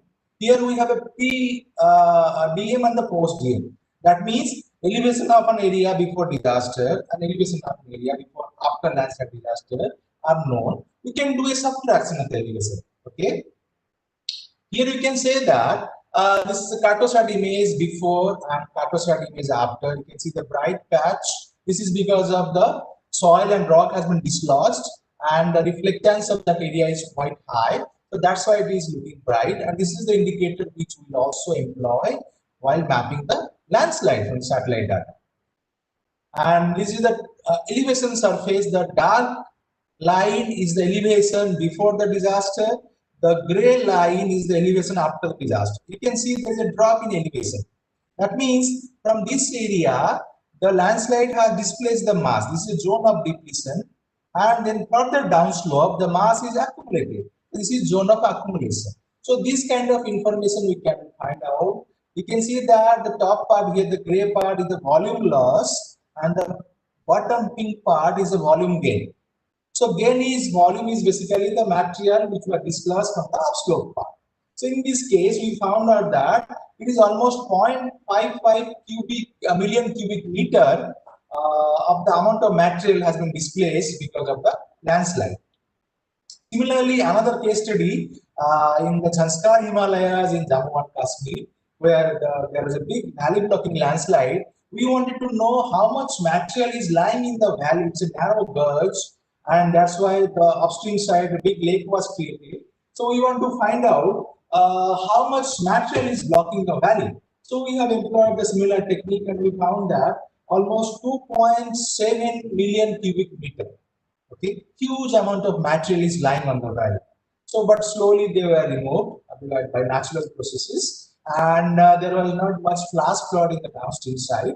So the idea was how to find remotely. Okay, you can't go to the field and do a survey in that remote area. So these are the areas where satellite technology will have a key contribution.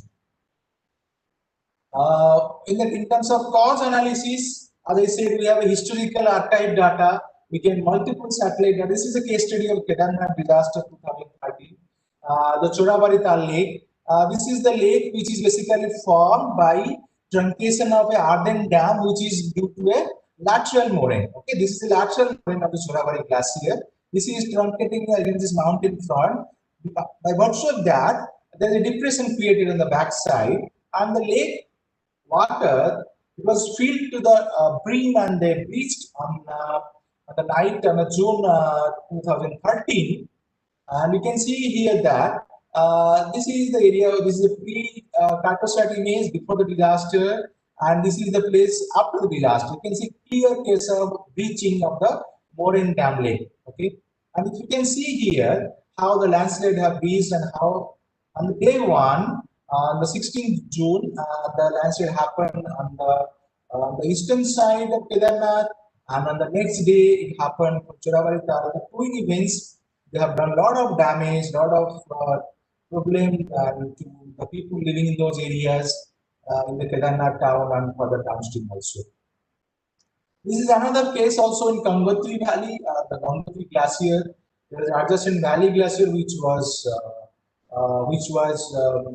the terminal moraine has failed. You can say that these are the indicators of the climate change. Okay? The glaciers are receding, and the terminal moraines particularly are vulnerable to landslides, because the ice mass which is lying, they melt, and because of that, the entire unconsolidated sediment become in the form of a slurry, and they come down.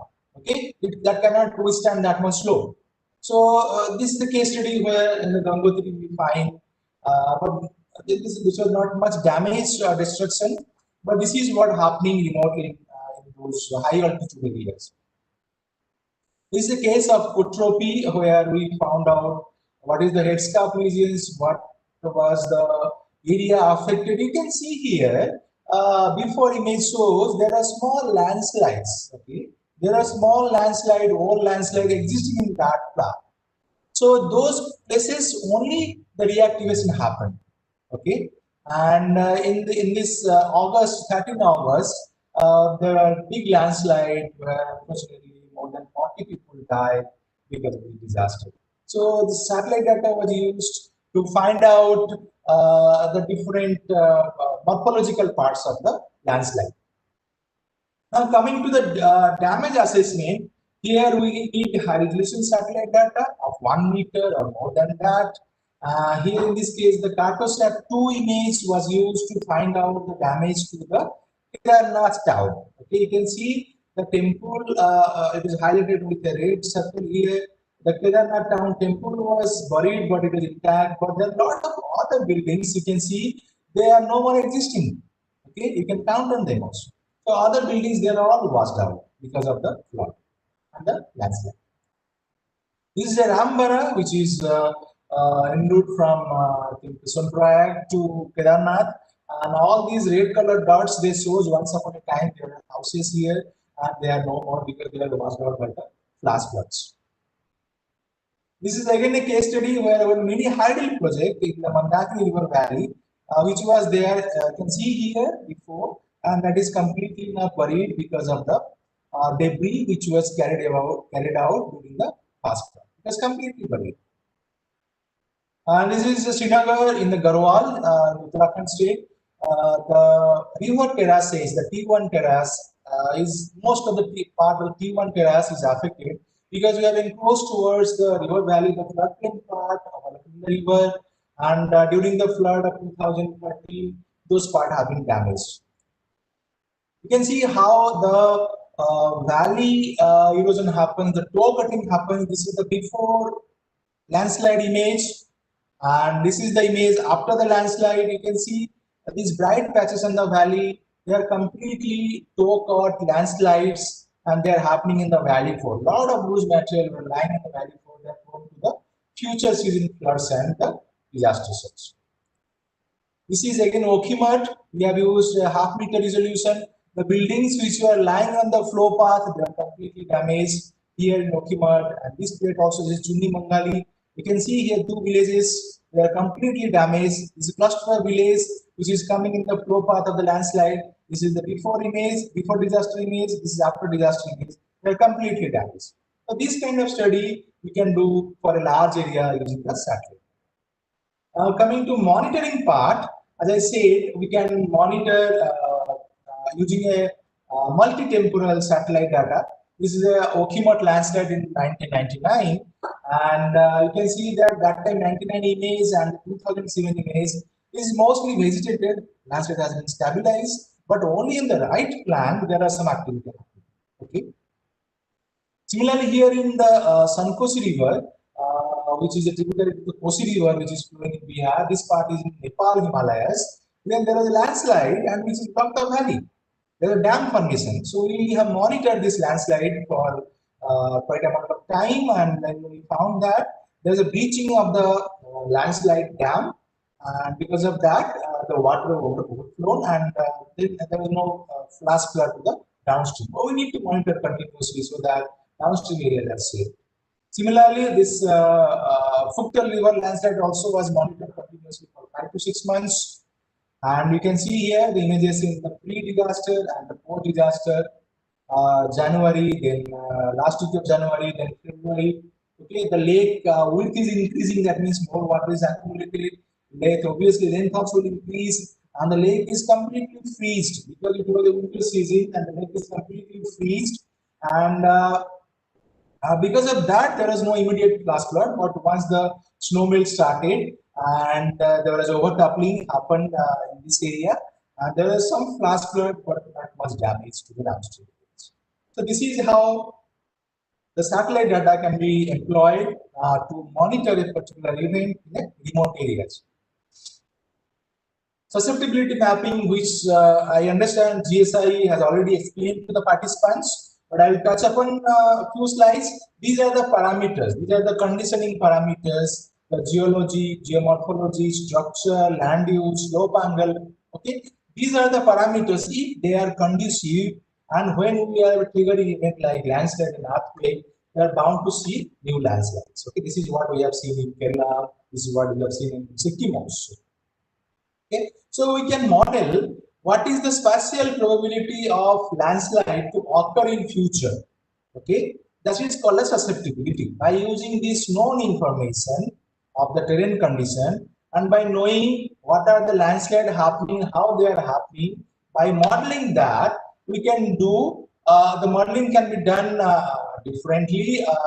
We can have a geomorphic analysis, and we can have a statistical analysis. We can have a machine learning. Nowadays, machine learning has been used quite a lot, and in fact, they are producing good results. Okay, if you prepare your input terrain parameters, which I have just now listed, and you prepare the landslide inventory quite correctly, then machine learning technique can be used to predict the future areas of landslide. As you know, the landslide is dynamic phenomena, and every time we cannot employ so much people to do the mapping repeatedly.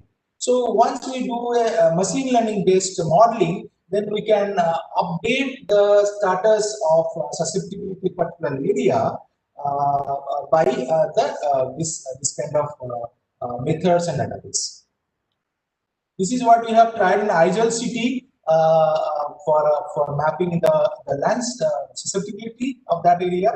We have considered lithology, drainage density, then geomorphology, land use, soil texture, slope angle, like that, and we have a DEM, Kato DEM, and from that we have derived the curvature, the slope aspect, and we have prepared the structural density map also for that area by lineament mapping, and this is what we have used a frequency or the information value method to find out what are the relative contribution quantitatively for occurrence of landslides. Okay, so we can find out for land use, for soil, okay, and for geomorphology.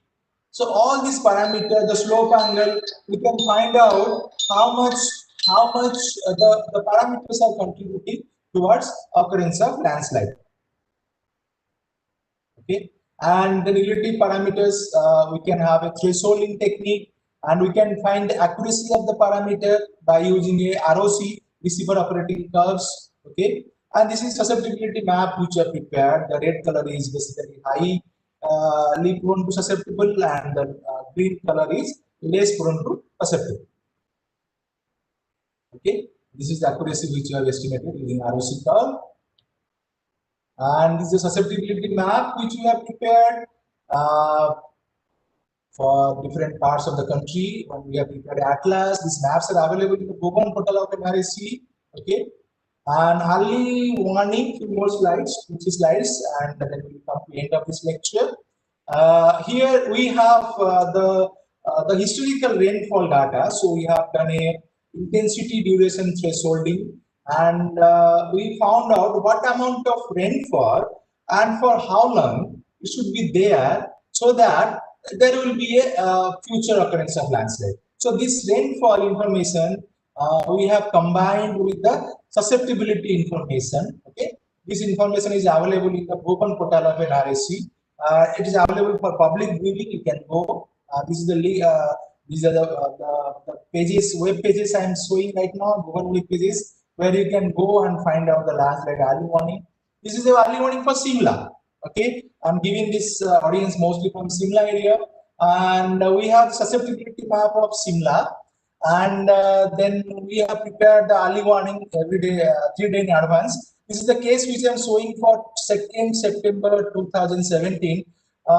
There is a landslide in the Dali tunnel, national road, which is approaching to Shimla town, and you can see here that this particular patch where landslide happened was mapped as a high category before it happened, and on that day also we have given an advisory of 1 category, the red category. So red category means you have to be careful that there could be a chance of future landslides. Okay, and this technique we are now trying to improve by ingesting the landslide kinematics, that means the behavior pattern of the landslide, which is measured from the satellite data. This is the information which is available for the entire routes. This is for routes from Rishikesh to Kedarnath and Badrinath. This kind of information is available. Anybody can see in Govt portal. This is how ISRO is working towards addressing various aspects of landslide, particularly disaster management, and then early warning, then inventory, then flow modeling, then volume estimation, like that. So with this, I have come to my end of my lecture. And thank you, the organizers, for this opportunity. Over to you, Anil. Thank you very much, sir, for sharing your digital expertise and with the facet of landslide monitoring and mapping. Sir, there are a few questions for you. And this question is raised by Malika Arjun, and his question is, it is sufficient to have only landslide maps? Isn't it also, we should also include risk involved with building different types of buildings?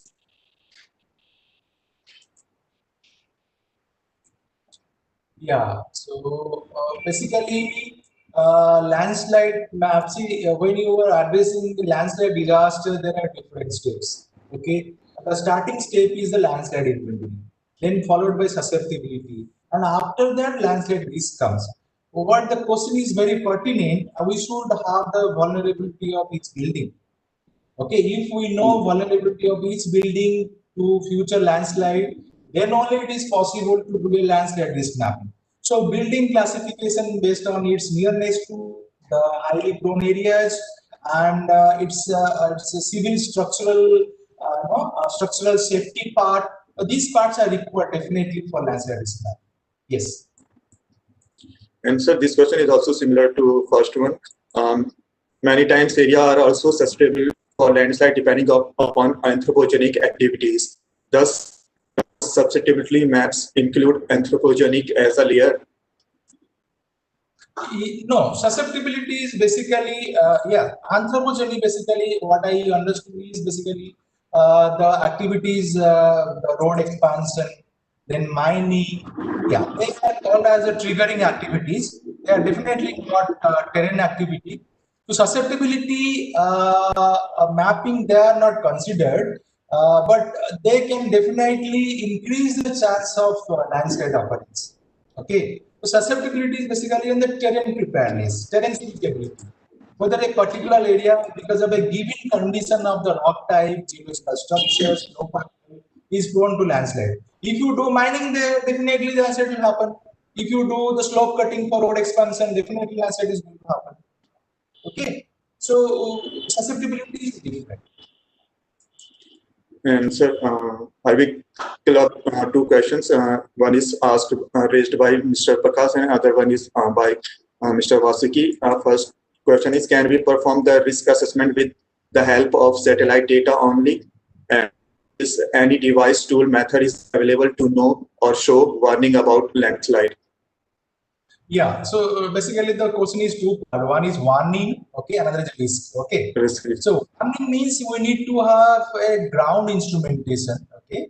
Satellite will help you for a regional warning, okay. If you are very interested in a particular house, a particular infrastructure, then you have a ground instruments, okay. You have to spend some money and you can install ground instrument. There are a lot of instruments happening available. Some can be GPS, extensometer, and piezometer, and then we can have a terrestrial lidar also. We can have a GV insert also. Okay, that will help you in warning. Definitely, it will help you warning. No doubt about that. It will tell you in advance whether the slope is going to fail or not. No doubt about that. But our India is so vast. Okay, we cannot go for instrumentation all along everywhere. So satellite remote sensing, which you are developing, will definitely help in early warning in terms of deformation monitoring by interferometric technique, by using the rainfall intensity and threshold methods. This is the way we can do warning. When the risk mapping, satellite data for risk mapping will have a role in the initial stage. But when you want to, as I mentioned before, answering previous questions, we need to know the vulnerability of a particular building or a road. That cannot come from satellite data. You need to do a field survey for that. Okay. So risk mapping, certain time will be useful, but field data is more required. And sir, last question is from Mr. Raghuvir Negi, and he wants to know what are the techniques for landslide volume estimation. Okay. One technique I have already explained, maybe briefly because of paucity of time, is the cut and fill method. Okay. You need to have 2 times elevation model before the landslide and after the landslide. Then you can do a cut and fill method. It is a common method available in many GIS softwares. Basically, we are subtracting the post DM from the pre-DM. Okay, so in change in elevation, it can be converted into change in volume. That is one thing. I think field-based technique is going to be very expensive because you need to do a lot of drilling. You can do some kind of a geophysical survey also to find out what is the slip surface, how much material is lying at what depth. But then you need to elevation model. You need to know what was the elevation before it happened.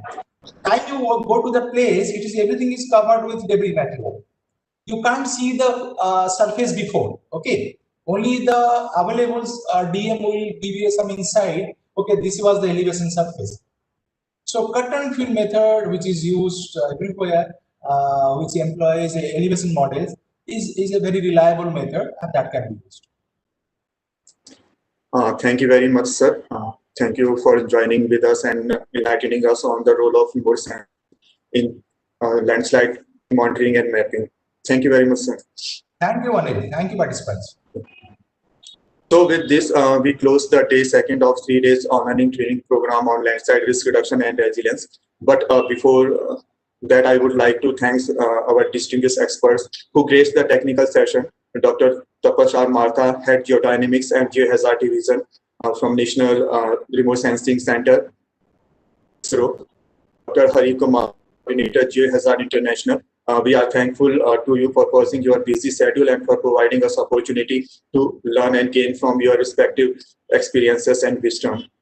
I also express a deep sense of gratitude to all our participants for their active participation and making the session meaningful. And I hope everyone will have some takeaways from today's technical session. I would also like to thank Major General Manoj Kumar Bental, Executive Director at NIDM, Professor Surya Prakash, Head GMR Division at NIDM, for their continuous support and guidance in our every venture. I also express a deep sense of gratitude to Shimla Municipal Corporation and USAID for their collaboration in organizing this 3 days online training program. And I would also like to thank Dr. Harkanchan Singh, City Project Coordinator, UNDP, Dr. Harjeet Kaur, Mr. Raju Thapa, Young Professional, NIDM, and IT team of NIDM, Mr. Balaji, Mr. Shobit, and Mr. Gaurav Sinha for their support in organizing this training program. I conclude my vote of thanks with request to support Jan Andolan campaign of our Honorable Prime Minister, and wear masks, follow physical distancing, and maintain hand hygiene.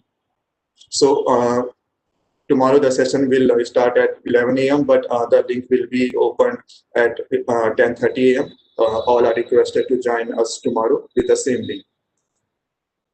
Thank you everyone for joining the technical session. Now I would request host to kindly close the meeting. Okay, sir.